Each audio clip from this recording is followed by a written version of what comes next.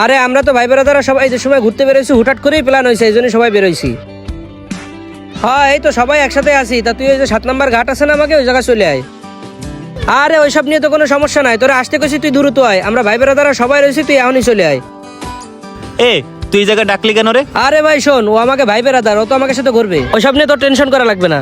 আমার একটু কাজ আছে, আমি যাচ্ছি, তোরা এই জায়গায় থাক, আড্ডা দিতে লাগ, আমি এখনই আসতেছি, বেশি সময় লাগবে না। ও এরকম সব জায়গায় বেশি বোঝে। নয়ন রে আমরা ডাকি নাই, কেন প্যাকামি করে ও ডাকবে?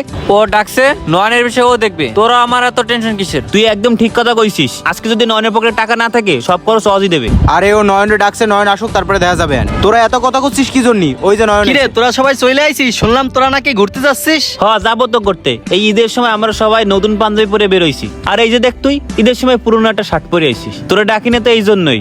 ঈদের সময় যে একটা নতুন জামা পরতে এডুক তুই বুঝিস না? আমার তো নতুন জামা নাই, এই জন্য এই শার্টটা পরে আইছি। এই শার্টটা ধোয়া শার্ট, বেশি দিন হয়নি। এই শার্টটা কিনিছে এখন 1 বছর হয়নি।